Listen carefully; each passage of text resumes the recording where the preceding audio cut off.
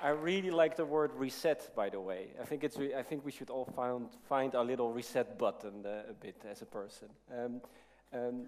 Hey, thanks for the invitation. Great to be here and to figure a bit out what is meaningful in a place like Istanbul.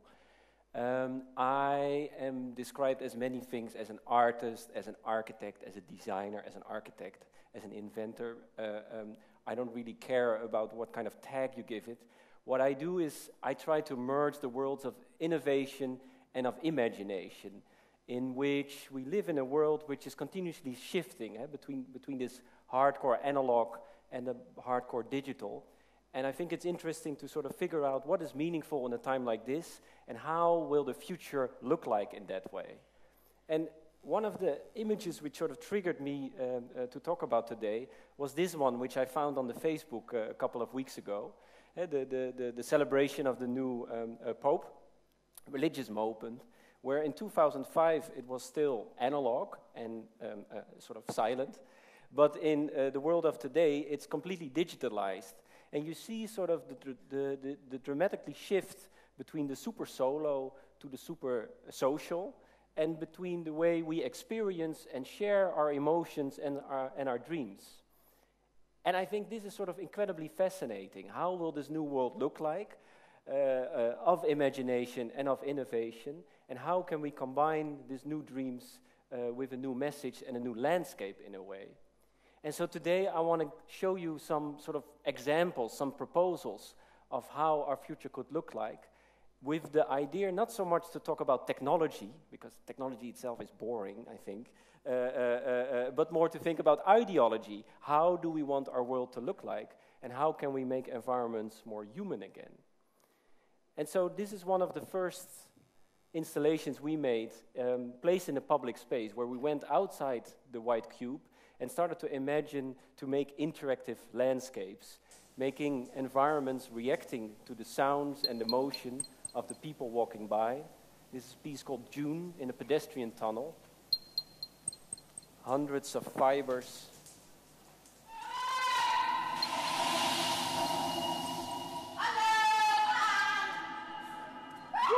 Reacting to your voice and your touch. So suddenly reality is not fixed anymore, but it's an extension of what you do. It becomes sort of intuitive. And it starts to connect people in a way, like a matchmaker, like a mediator.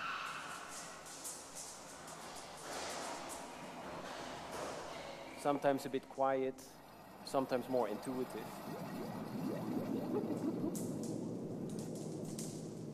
You have to touch it. It becomes a part of you. And we placed this for several months there within this dark gray, a bit scary tunnel. And it was super...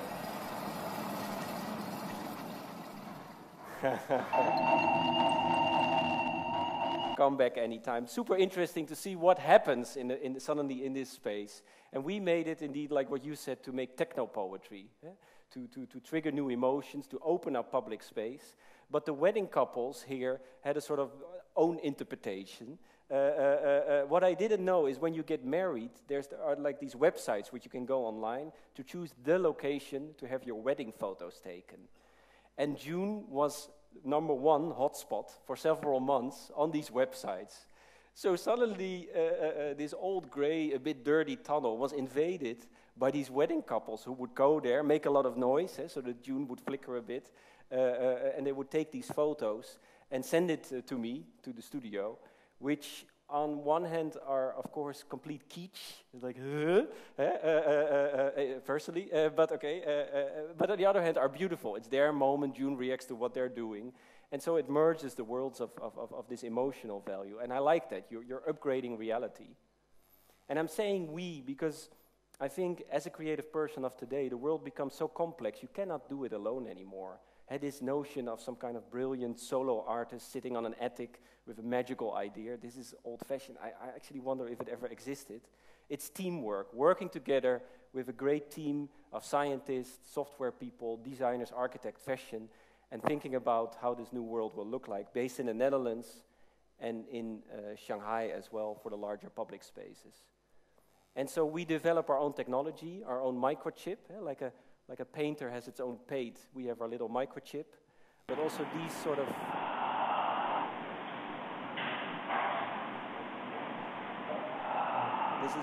This is what I do the whole day in the studio. This is my job. Foils, which based on the heat, open and close.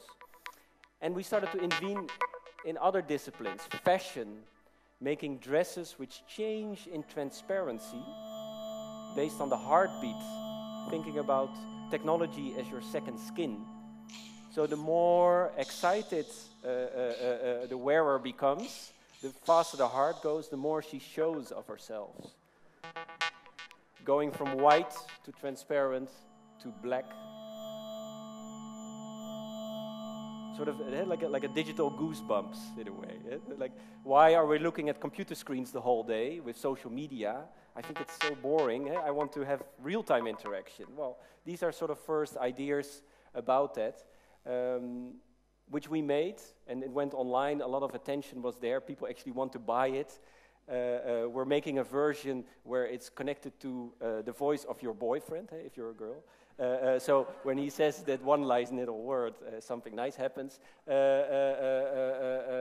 But also we're working on a suit. We're also working on a suit for men, especially for the banking world, which becomes transparent when you lie. See how reality looks like that, huh? Yeah. So maybe this is the way tech and design sort of upgrades reality. And we started to continue this notion of intervening and trying to connect these worlds together. This is a project in an old church in Lille in France, where they have a lot of like these old beautiful buildings which are restored, but at the same time they spend a lot of time, money and energy on it. But the horror is a bit, they're like, maybe you know it, like these beautiful photo models, beautiful ladies, but when they go to a party, they are so beautiful that nobody dares to speak with them, so they're super lonely. Yeah? So these buildings are sort of in a similar state, that they're very beautiful, but they're very being taken care of, but nobody really goes there. They're disconnected from reality. And the city asked us, can you make something to connect the building and the people who live there more? And so what we did is we place something inside, which is this, lotus.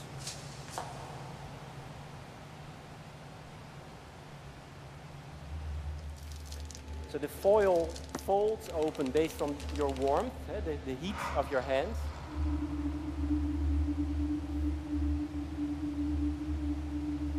So when you walk by, it starts to, the light follows you and sort of scans the building around you, revealing the ancient architecture, closing when you go away, showing the angels.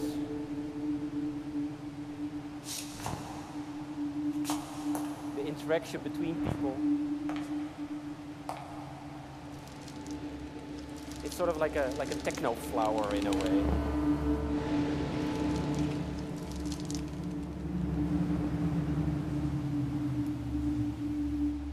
And so what we do in a way here is sort of merging these old and these new world in which nature and technology sort of blend together. And what I like about it is this sort of incredibly sort of this pattern of light which it generates. But also what you see here is that it sort of drags this 1700 century architecture and adds a second layer to it in where we hide things, and by interacting with the piece you show the architecture again, literally in a way that people suddenly say, oh, there's a little stone angel there. And we're like, yeah, hello, it's been there for 300 years. But people start to re-look again at reality. And maybe this change of perception is the real magic of a piece like this. Yeah. And so going on, moving beyond the church and these kind of religious, secular environments, and thinking about our urban space, like Maas Tunnel, what we showed before. We did a project once, I don't have time for it now, but a sustainable dance floor, which is a floor which generates electricity when you dance on it. It moves. Nice project, 2008. We build it, etc. But I was thinking about sustainability. Usually it's about doing less, instead of doing more. But we're not going to do less. We want to evolve. We want to enjoy life. And so one day I was sitting in a car with this project in the back of my brain on a road, and I sort of imagined and amazed in a way about these roads.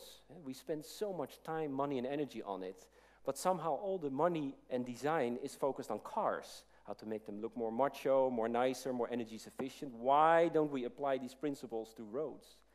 And so what we started to figure out was, can't we make them more interactive, more sustainable? And these are one of the concepts that we're building actually right now, working together with a big road manufacturer in the Netherlands, developing paints which can charge in daytime and give light at night, based on the glow-in-the-dark light, like little stars that you have as a child. We sort of push that to a much more radical statement, so you can skip away a lot of street lights. The futuristic highway can save energy while improving road safety and will debut mid-next year. Glow-in-the-dark road markings use photoluminescent paint, which charges during the day and can light roads for up to 10 hours at night. The temperature-responsive road paint shows ice crystal patterns when temperatures fall below zero to warn drivers of slippery roads. Interactive lights light up when vehicles approach and dim as they pass by, saving energy when there is no traffic on the road. Wind lights get energy from roadside pinwheel generators. They light up using the draft produced by passing vehicles. Induction priority lanes are layered with induction coils under the tarmac to recharge electric cars as they drive. The various technologies will be introduced in the Dutch province of Brabant starting mid-2013. So we started to make these kind of artist impressions, where we imagined, what if we have paint which only show when there are certain temperatures. So you see the road, it's normal weather, it's fine, but the moment it's getting cold, automatically it changed from transparent to blue. So these sort of snow flocks appear on the road, so you know where it's slippery or not. And so the road knows I'm warm, I'm cold, I'm slippery, I'm safe, I'm not safe, instead of all these signs and these hardwares which nobody reads anymore. So the road becomes more intuitive, so to speak.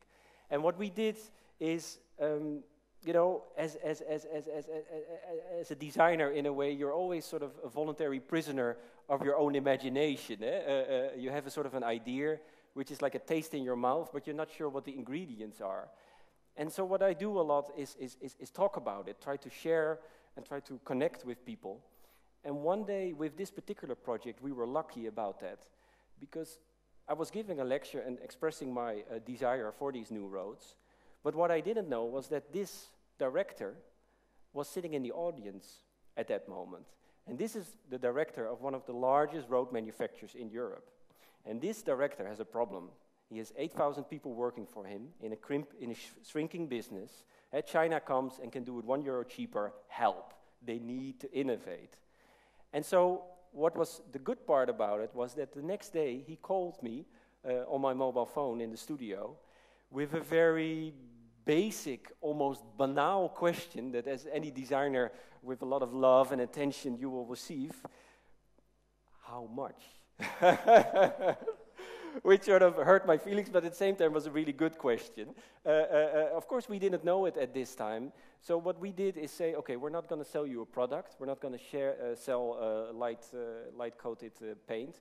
But I want a process. I want to team up with you. I want to create a West Side Story of two gangs who don't really belong to each other. The sort of conservative road manufacturer and the artist who talks too much, like me. But they meet to upgrade reality. They want to innovate. And right now we're actually doing it, delivering a first 300 meter in the end of the Netherlands and going international next year.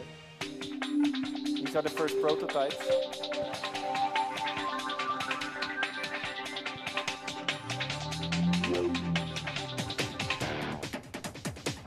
The color comes in when it gets cold.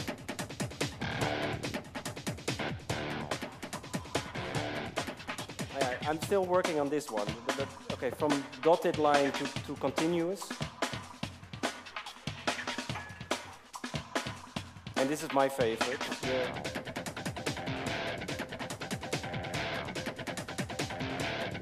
Charging them.